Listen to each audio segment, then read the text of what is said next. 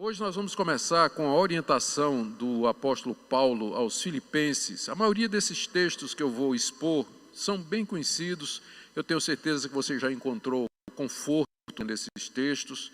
Então, revê-los, com certeza, será um bálsamo para a sua vida. Filipenses capítulo 4, nós vamos ler do verso 6 até o verso 9. Filipenses 4, de 6 a 9.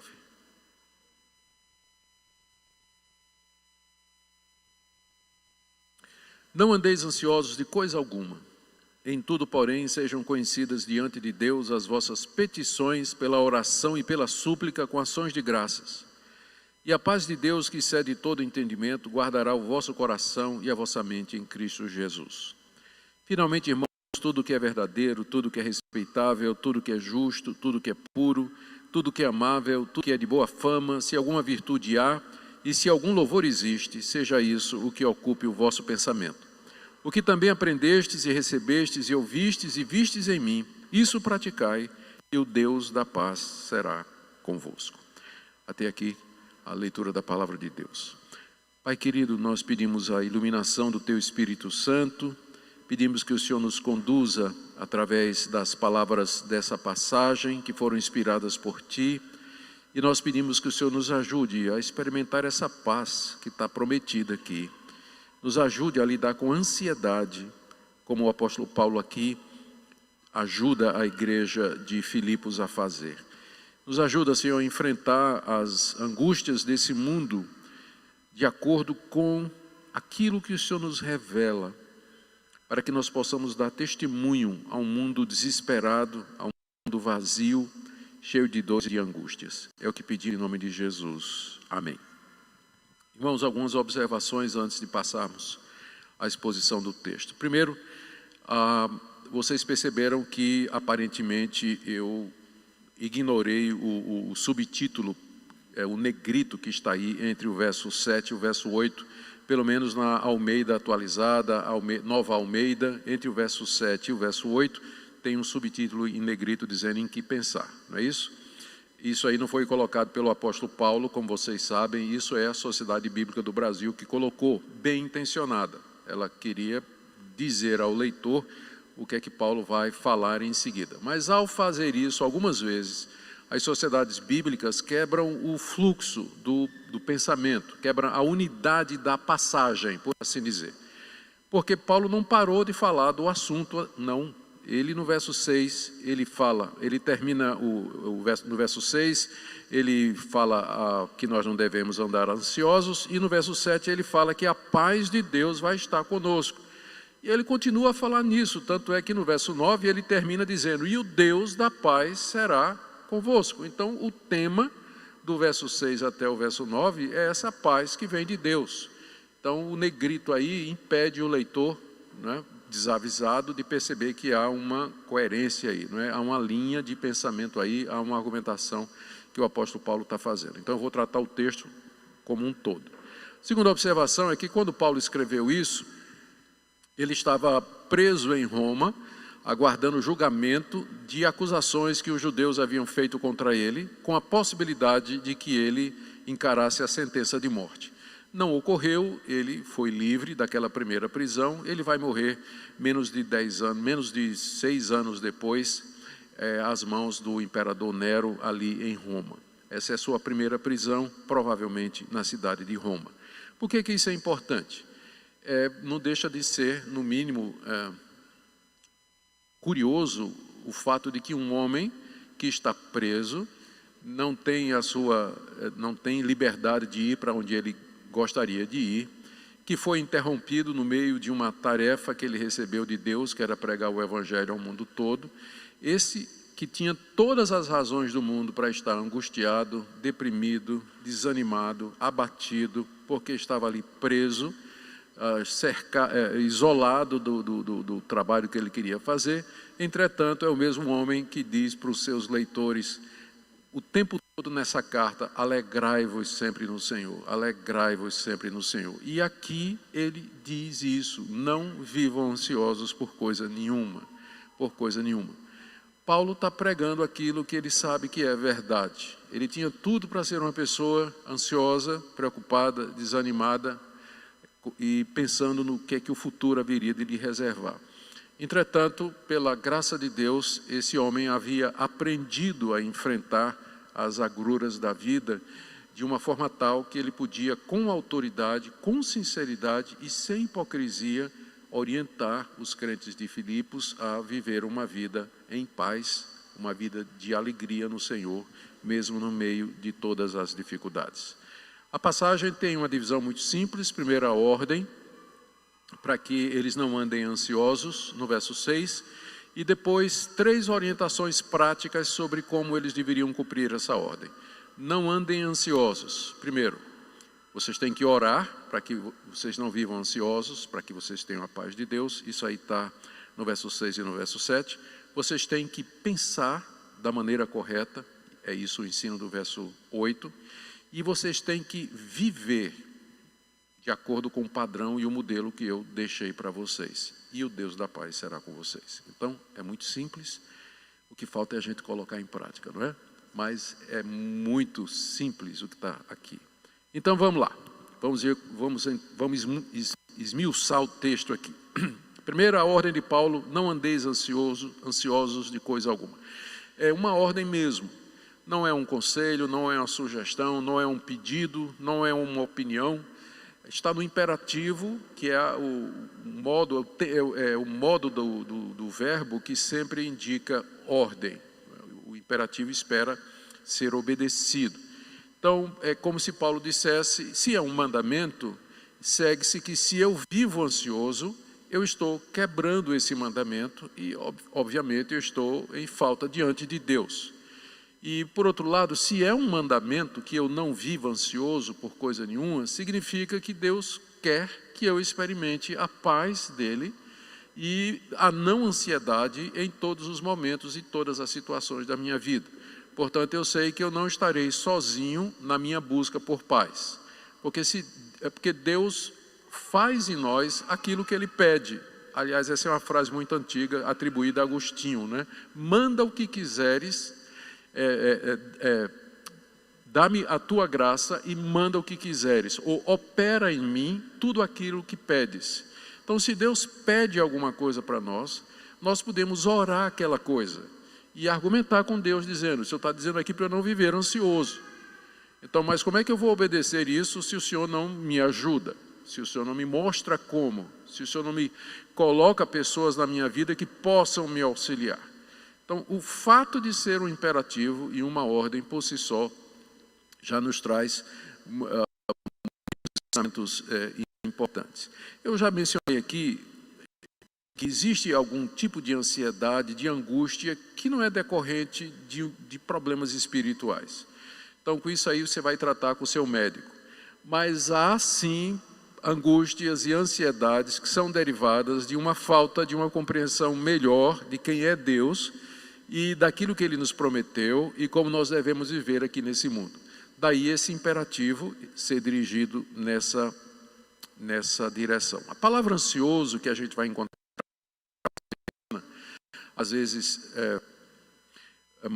traduzido de outra maneira, ou preocupados, como é traduzido na palavra que Jesus fala a respeito disso em Mateus 6, ela é a tradução de uma palavra grega em cuja raiz está a ideia de dividir. Merimna significa divisão em grego, é daí que vem o ansioso, o preocupado. E a ideia faz todo sentido. Uma pessoa ansiosa é uma pessoa que está com a mente dividida, ou seja, não fecha a conta, né? Não está redondinho na cabeça, mas está espalhado, está puxando em várias direções. É por isso que a gente não dorme de noite, não é? Exatamente porque não consegue fechar. Está dividido, a mente está dividida. E o oposto disso seria a coisa estar coesa, fechada, redondinha. Aí a gente descansa, a gente dorme, a gente se tranquiliza, a gente se acalma. É isso que aqui Paulo está dizendo para os filipenses, que eles não vivam com a mente dessa maneira, não vivam inquietos, poderia ser uma tradução boa também. Eu não creio que Paulo aqui está sugerindo com isso que é possível uma vida onde nunca o cristão vai sentir alguma inquietação ou alguma ansiedade.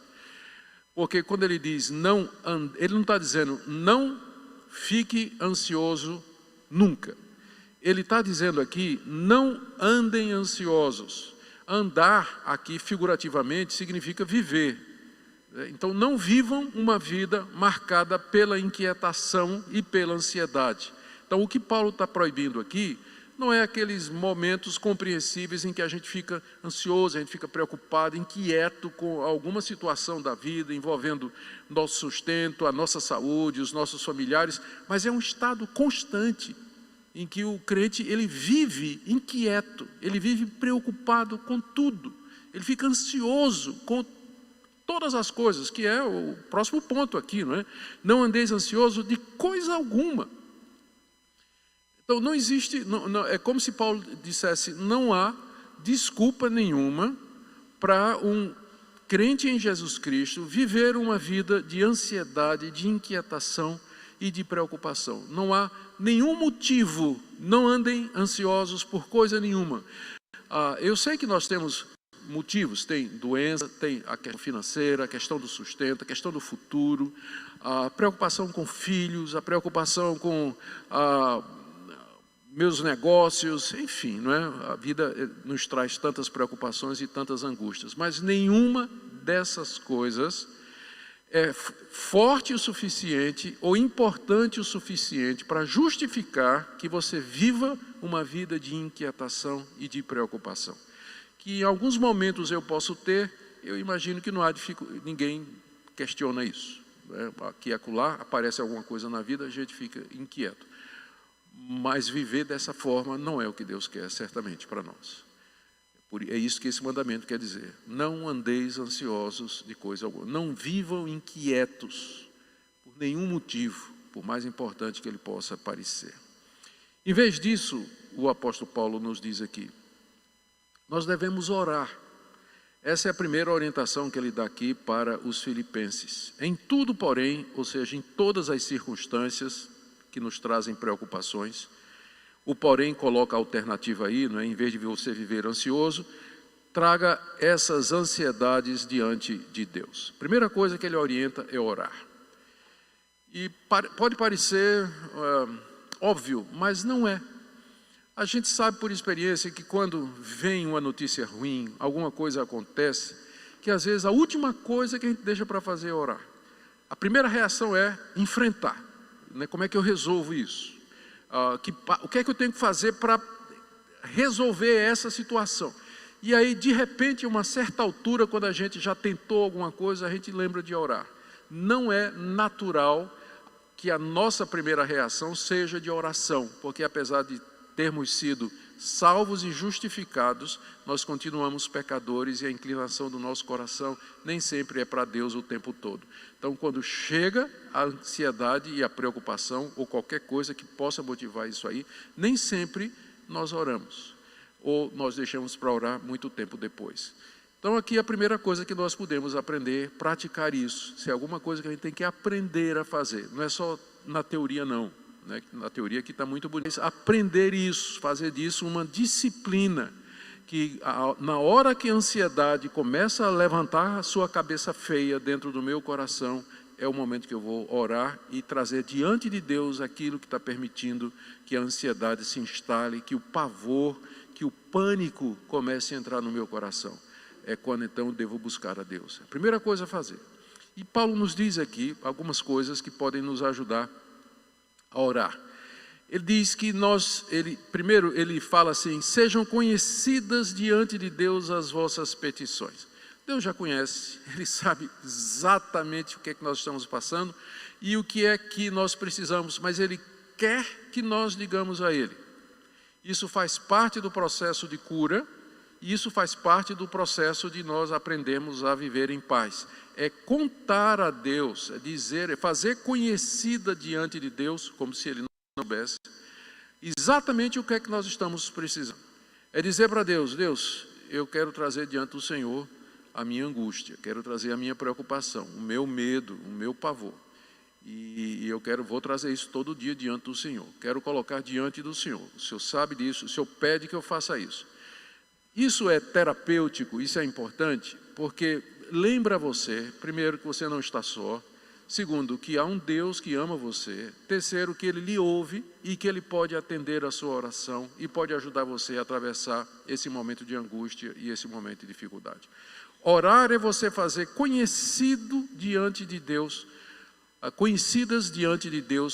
as suas necessidades. Paulo aqui se refere à oração, primeiro como sendo petição. Está vendo aí no verso 6? Sejam conhecidas diante de Deus as suas petições. É autoexplicativa a palavra, né? Pedir alguma coisa, apresentar um requerimento, né? Solicitar alguma coisa. Deus quer que a gente peça para Ele. Ele sabe que a gente está angustiado, sabe que está passando um momento difícil, mas Ele quer que você chegue diante dEle, diga a Ele isso e que você peça. Petição é a primeira coisa. Segundo, pela oração. Oração é a palavra mais comum na Bíblia para significar oração, e ela é muito ampla. É o ato de você se colocar diante de Deus e falar com Deus, escutar Deus falar com você, enfim, ter um diálogo com Deus, conversar com Deus. A palavra oração é a palavra mais ampla que a gente tem no Novo Testamento para isso. Súplica já indica um tipo de oração em que você já se ajoelhou, né, já está quebrantado, seu coração já está compungido e você quer muito aquilo, né? Você não está pedindo mais, você já está suplicando, é diferente, né? Você já está suplicando a Deus, já está pedindo com lágrimas, pedindo com clamor, pedindo diante de Deus, com todo o seu coração, para que Ele ouça, para que Ele veja, para que Ele atenda aquele momento que você está falando. E olha aí como termina, com ações de graças, porque Deus quer que você lembre, na hora da ansiedade, tudo o que Ele já fez por você. Isso é outra coisa que a gente esquece direto. A gente tem a teoria, né? Mas na prática é isso aí. Na hora que a ansiedade vem, especialmente aquelas coisas, as ansiedades e preocupações relacionadas com o futuro, né? Que tem a ver com dinheiro, saúde, enfim, coisas que estão fora do nosso controle, a gente esquece de olhar para o passado e ver quanta coisa Deus já fez por nós. Não há nenhum de vocês aqui que não poderia se levantar hoje, vir aqui à frente e dar testemunho e apresentar ações de graças a Deus. Vocês têm tanta coisa pela qual agradecer, tanta coisa, tanta, e a gente esquece. E é exatamente porque a gente esquece como Deus tem cuidado, como Deus proveu, como Ele nos sustentou, como Ele vem caminhando com a gente. Exatamente porque a gente se esquece disso, é que a gente entra nesse processo de ansiedade, de preocupação. E Deus toda vez tem que chegar e dizer: filho, você não lembra quando você estava assim ano passado? Você não lembra quando aconteceu aquilo e aquilo outro? Você não lembra como eu lhe livrei, como eu lhe ajudei? Você não percebe que apesar de todas as suas angústias, você continua crente, eu continuo aqui, você continua firme, apesar de todas as dificuldades, a vida continua, você continua dando testemunho de mim, você não se desviou de mim, você não desanimou, você não desistiu como outras pessoas. Com ações de graças, essas orações, súplicas que dão conhecimento a Deus das nossas necessidades, tem que ser lembradas disso aí para não parecer a Deus que a gente é ingrato. Então, a primeira coisa que você tem que fazer quando a ansiedade vem, a preocupação está diante de você, não vai conforme você pensa e a preocupação começa a querer entrar, ore. Um tempo para Deus. Geralmente é bom anteceder isso com a leitura da Bíblia. Ler a palavra de Deus faz a oração mais fácil, mais embasada. Primeiro ouvir Deus falando e depois você fala com Ele. Você suplica, você agradece a Deus tudo o que Ele tem feito. Muita gente sofre mais tempo do que deveria porque tem uma vida de oração defeituosa. Defeituosa. Não tem o costume de orar e de suplicar, de agradecer a Deus, de abrir o coração diante dele. Então, se você sofre com isso, sofre com ansiedade, com inquietação, com preocupação,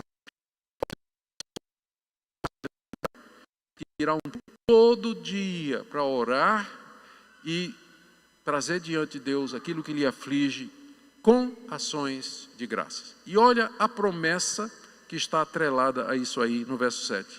E a paz de Deus, que excede todo entendimento, guardará o vosso coração e a vossa mente em Cristo Jesus. Perceba que Paulo aqui no verso 7, ele localiza a ansiedade no coração e na mente. Não é? E de fato é isso mesmo. É uma coisa dentro de nós, bem dentro, aquilo que nós somos por dentro. É isso aí que fica inquieto, é isso aí que fica dividido, nosso coração e nossa mente. Mas se nós orarmos, diz o apóstolo Paulo, Deus vai mandar a sua paz guardar o nosso coração.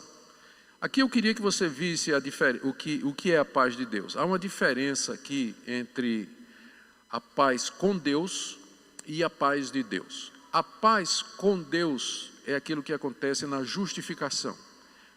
Quando você primeiro creu em Jesus, você foi perdoado, foi aceito por Deus. Então, você antes era inimigo, mas agora você foi reconciliado com Deus. Então, todo crente, ansioso ou não, por definição, ele tem paz com Deus. Isso aí já é uma coisa que é dada, isso não depende de você. Isso aí foi Deus que reconciliou você com Ele mediante Jesus Cristo. Então Deus está em paz com você e você está em paz com Deus. Esse é o estado do regenerado, do convertido e do salvo. Ele está em paz com Deus. Isso Paulo fala lá em Romanos capítulo 5. Justificados, pois, mediante a fé, temos paz com Deus, mediante o nosso Senhor e Salvador Jesus Cristo. Não é dessa paz que o apóstolo Paulo está falando aqui. E não é ficando ansioso que você vai perder a paz com Deus. Essa você nunca perde. Se você já foi reconciliado com Deus, você nunca vai perder esse status de paz com Deus. O que Paulo está falando aqui é da paz que procede de Deus. Aí ele está falando do sentimento, da emoção, da sensação. A paz de Deus, essa você pode não ter. Então, o ideal é que você tenha paz com Deus e a paz de Deus. Mas é muito frequente, não é? É muito frequente acontecer que, assim, é raro, mas acontece sempre, não é? Que o crente, ele tem paz com Deus, mas nem sempre a paz de Deus no coração. Nem sempre ele tem a paz de Deus no coração. Por quê? Porque não ora, não é? Primeira coisa aqui, porque ele não busca essa paz através da oração. Paulo está prometendo que Deus vai mandar a sua paz guardar o nosso coração. Guardar é um termo militar, que é usado para descrever a tarefa de uma sentinela que monta a guarda à entrada de um quartel. Ela fica ali armada para não deixar nenhum inimigo entrar. A paz de Deus monta a guarda à entrada do seu coração para não deixar a ansiedade entrar. A paz de Deus guardará o seu coração e a sua mente em Cristo Jesus, que é a razão de tudo isso, é a base para Deus fazer tudo isso. É o sacrifício do Senhor Jesus Cristo por nós. Excede todo o entendimento. Então, eu não posso nem explicar, né? Se ela excede todo de explicar para vocês. Mas eu tenho certeza de que todo crente verdadeiro, alguma vez na vida, já experimentou essa paz de Deus que transborda e que desafia qualquer expectativa de definição e de esclarecimento. Que se você quisesse descrever aquela experiência que você teve de paz, de tranquilidade, de calmaria que entrou no seu coração, seguida de gozo, de regozijo, você não teria como explicar para alguém o que é que aconteceu. Você só diria: eu passei por um livramento, Deus atendeu minha oração, meu coração está em paz. E você não saberia como descrever. Nossa mente e o nosso corpo podem suportar. É por isso que vai ter ressurreição dos mortos, para que a gente possa, para que o vaso possa suportar a glória que nos espera. Mas aqui no mundo é um vasinho de barro, né? É um jumentinho que leva um fardo grande e nem sempre a gente consegue. Pedro fala disso na sua primeira carta, quando ele se refere a uma alegria indizível e cheia de glória. Paulo se refere a isso também em Romanos capítulo 8, quando diz que o Espírito Santo intercede por nós com gemidos inexprimíveis. E lá em 2 Coríntios capítulo 12, ele disse que quando chegou lá no céu, no arrebatamento que ele teve, ele ouviu coisas que ao homem não é lícito referir. Então nós experimentamos, se por um lado a gente experimenta a ansiedade, a tristeza, a depressão, a melancolia, por outro, Deus concede que aqui nessa vida a gente experimente coisas que desafiam, inclusive, nossa capacidade de explicação e de entendimento. E isso é que é chamado a paz que vem de Deus. Paz de Deus no nosso coração. Você quer isso? Primeira coisa, tem que orar. Deus pode lhe dar sem que você ore? Claro. Mas Ele quer que você ore. Ele quer que você peça. Ele quer que você entenda que é dele que vem essa paz. E você não vai encontrá-la nos meios humanos simplesmente, mas é alguma coisa que supera a nossa expectativa ou de descrição. No verso 8 temos a segunda orientação, que é pensar o que é correto. Eu vou ler de novo. Finalmente, irmãos, tudo que é verdadeiro, tudo que é respeitável, tudo que é justo, tudo que é puro, tudo que é amável, tudo que é de boa fama, se alguma virtude há e se algum louvor existe, seja pensar no meu filho que mora nos Estados Unidos. Eu não estava pensando nele agora, mas se de repente eu começo a pensar nele, meu coração, eu vou sentir sentimentos de saudade e outras emoções, né? Se for um filho bom, saudade, né? Se não for, muita raiva, né? É melhor nem lembrar. Eu estou brincando. Mas entende o que eu quero dizer, não é? As emoções e as sensações, e geralmente ansiedade, angústia, isso tudo está mais no campo da emoção, da sensação, do sentimento. Eles seguem a mente. Então, onde a mente vai, o sentimento vai atrás, acompanhando. Então, se você ocupa, o ponto é esse aqui do apóstolo Paulo, você tem que ocupar sua mente com aquilo que ele chama aqui, que é respeitável, justo, puro, amável, de boa fama, se alguma virtude há, se algum louvor existe, seja isso que ocupe o seu pensamento. Se você ocupa o seu pensamento com a verdade, com aquilo que é justo, com aquilo que é certo, com aquilo que é correto, então a sua mente, uma vez que ela foca nessas coisas, que ela gira nessas coisas, ela vai produzir sentimentos de tranquilidade, de confiança e de paz. Todo mundo sabe, né? Todo mundo sabe que parte do processo de ansiedade e de inquietação é que a mente não consegue se desligar daquilo que a aflige e que a ferroa. A gente fica rodando aquilo na mente, não é? Um dia desse eu vi um menino, né, com aquele cubo colorido, esqueço até o nome, né? Tá, e a mente, eu fiquei ali olhando, né, e ele mudava um lado, outro, tal, e a coisa, uma coisa puxava a outra, não tinha fim a quantidade de movimentos, até que finalmente ele fechou, né? Mas aí a mente da gente fica assim, a gente pega um problema e começa a olhar para ele, né, de todos os lados, o dia todo, a semana toda, aquilo ali, a gente, né, olhando de um lado para o outro, e não sabe, não tem saída. Já tentou fazer aquele cubinho, já tentei desistir, né, não consigo fazer, né, não consigo fazer.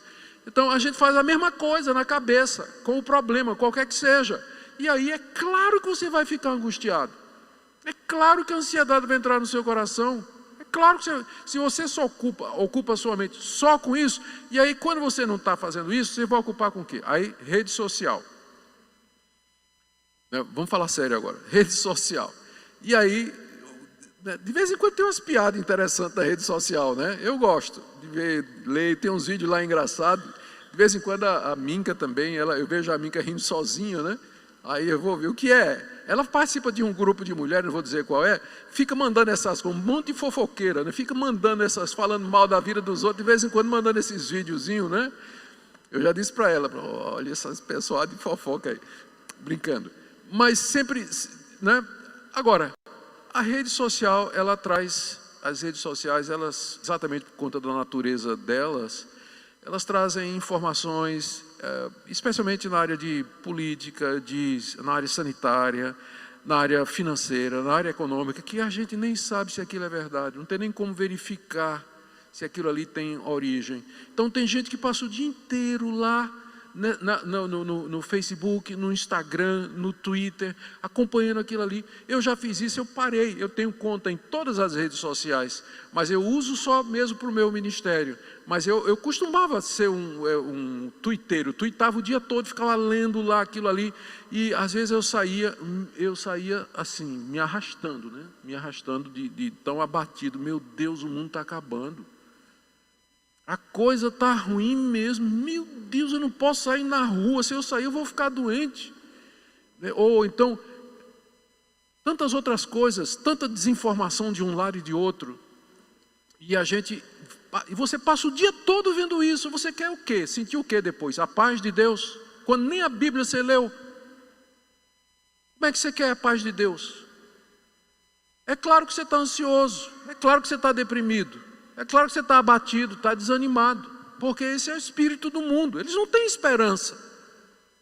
As coisas são sempre colocadas de uma perspectiva ou destrutiva, ou sem qualquer esperança de vida, ou de solução ou saída, ou expressando os interesses financeiros, políticos e de poder de um grupo, de outro grupo, e assim por diante.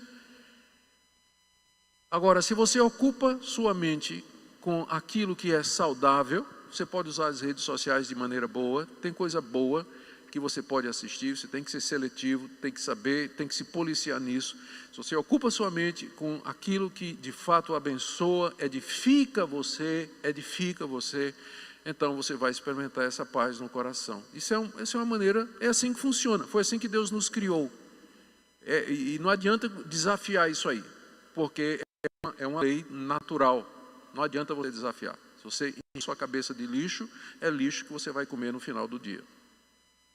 Agora, se você ocupa sua mente, como está dizendo aqui o verso 8, com aquilo que é de Deus, lê bons livros. Qual foi a última vez que você leu um bom livro cristão? Lê a palavra de Deus todo dia, tira tempo para ler a Bíblia. Tem tantas ajudas, tem tantas Bíblias de estudo que podem ajudar você a fazer uma leitura regular da Bíblia. Escutar coisa boa na internet, isso vai fazer a diferença. Então, primeiro, orar. Segundo, ocupar a nossa mente com as coisas corretas. E terceiro, praticar aquilo que a gente já sabe. Verso 9. O que também aprendestes e recebestes e ouvistes e vistes em mim, isso praticai, e o Deus da paz será convosco. O que é melhor? O que é melhor do que a paz de Deus? É o Deus da paz estar conosco. Melhor do que a paz que vem dele, é Ele vir a nós, é Ele estar conosco. O Deus que dá essa paz estar conosco. E isso é prometido se você praticar, Paulo diz, se vocês fizerem o que vocês aprenderam, receberam, ouviram e viram em mim. O livro de Atos narra a estadia de Paulo na cidade de Filipos. Quando você lê lá a história da fundação da igreja de Filipos, Paulo está escrevendo para esse pessoal que se converteu através do ministério dele. Paulo foi preso, Paulo foi para a prisão, meia-noite ele estava lá com Silas, cantando e louvando a Deus na prisão. Esse é o homem que pode dizer, o que vocês viram em mim, pratiquem, e o Deus da paz vai ser com vocês. Porque quando eu estive aí na cidade de vocês, eu fui preso, chibateado, chicoteado, durante a noite ninguém me ouviu reclamar, gritar contra Deus, colocar a culpa em Deus e perguntar a Deus por que isso está acontecendo comigo. Deus é injusto, eu sou um servo missionário dele e é assim que Deus me recompensa. Nenhum de vocês me ouviu fazer isso. No livro de Atos está dito, Atos 16, que na noite, lá de noite, ele e Silas cantavam e entoavam louvores a Deus. Esse é o homem que pode chegar e dizer, o que vocês viram em mim, pratiquem. Sejam como eu sou. Vivam dessa forma, sabendo que tudo colabora para o nosso bem, sabendo que há um Deus que está no controle de tudo, e portanto cante louvores, agradeça a esse Deus, pratique isso. Eu durante o tempo que tive aí, Paulo dizendo para eles, né, eu não peguei nada de vocês, não roubei nada de vocês, não enganei nada de vocês. Vivam uma vida santa, uma vida reta, e o Deus da paz será com vocês. 3 coisas. Orar, pensar e praticar. Para cumprir o mandamento, não vivam ansiosos por coisa nenhuma. funciona como uma fórmula? Não. Não é uma fórmula. Eu já fiz isso, teve dia que eu fiz isso. Senhor Deus, eu estou orando, eu estou pensando e eu estou praticando, mas eu estou angustiado do mesmo jeito. Né? Então, não é uma fórmula mágica, mas é um estilo de vida que você aprende. Estava lendo. Você ora, você faz tudo. Segue a fórmula que está aqui. E parece que não funciona. Mas é que... né? Deus, às vezes, leva um tempinho para fazer isso. Ele quer testar você. Você vai continuar a confiar? Né? Ou tem que ser resultado imediato com você? Se não for logo no dia, você vai abandonar, então, isso aqui? Né? Então, tem essa parte aí do delay de Deus, né? Deus tem um delay. A gente faz, a gente ora e tudo, e Ele responde, porque o tempo dele não é o nosso, né? O Piper, ele diz assim, quando ele está angustiado, ele está num dia assim, que só tem, que o coração dele está escuro, né? Trevas, a angústia. Então ele simplesmente pergunta, o que é que eu tenho que fazer hoje? Faz uma lista de coisas que você tem que fazer. Aí faça a primeira coisa da lista. Quando terminar, qual é a segunda coisa da lista? Ignore o que você está sentindo, ignore completamente. Faça, isso eu tenho que fazer. Eu tenho que lavar a louça, vou lavar a louça. Eu tenho que lavar a roupa do meu marido, vou lavar a roupa do meu marido. Eu tenho que responder um telefone falando, tá, vou responder isso. Eu tenho que fazer isso, tem uma lista de coisas, tem que limpar o cocô do cachorro, então bota na lista também. Faz tudo isso aí. Então, entende? Pratica, faz. Porque às vezes o que acontece? Quando a ansiedade chega, eu sei que é natural. O que é que a gente faz? A gente se joga na cama, se joga no sofá. Tem umas séries boas para assistir, mas outras que são uma droga. Né? E tem uma hora que nem você está lá, simplesmente passou o dia, passou 2 dias, passou uma semana e você simplesmente perdeu todo esse tempo lá, parado, sem fazer nada, só sentindo aquela angústia e tentando se distrair através dessas coisas que no fim não vão dar resultado nenhum. Então praticar, trabalhe, faça, ocupe sua mente, ore, busque a Deus, e a promessa que nós temos aqui é que o Deus da paz será conosco. Pode ser que Ele não venha hoje à noite, pode ser que Ele não venha amanhã, pode ser que Ele teste você alguns dias, uma semana, ou mais do que isso, porque tem uma coisa mais importante do que você viver em paz. É aquilo que eu falei aqui, mais importante do que você ter a paz de Deus, é você ter o Deus da paz com você. E nem sempre a presença do Deus da paz conosco significa que a gente vai sentir euforia. Há um gozo, há uma tranquilidade, há uma confiança, mas às vezes a faca enfiada lá no coração permanece. E você tem que aprender a conviver com ela, sabendo que Deus está ali dizendo, eu te ajudo a suportar a dor, a angústia. Não foi essa a experiência de Paulo? Termino com essa experiência. 2 Coríntios 12, para que eu não me ensoberbecesse com a grandeza das revelações, me foi colocado um espinho na carne. Espinho na carne, para que eu não me ensoberbecesse. 3 vezes Paulo pediu a Deus, tira de mim. 3 vezes, o homem que escreveu isso aqui, 3 vezes pediu a Deus, tira de mim essa angústia, esse espinho que me aflige. Qual foi a resposta de Deus? Não, porque a minha graça te basta. Melhor do que a paz de Deus é o Deus da paz conosco.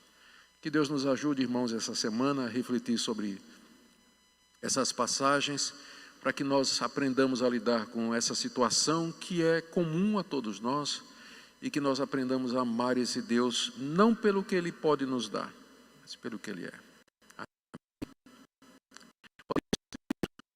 Consola nosso coração aqui nessa noite, aflitos, temerosos, inquietos.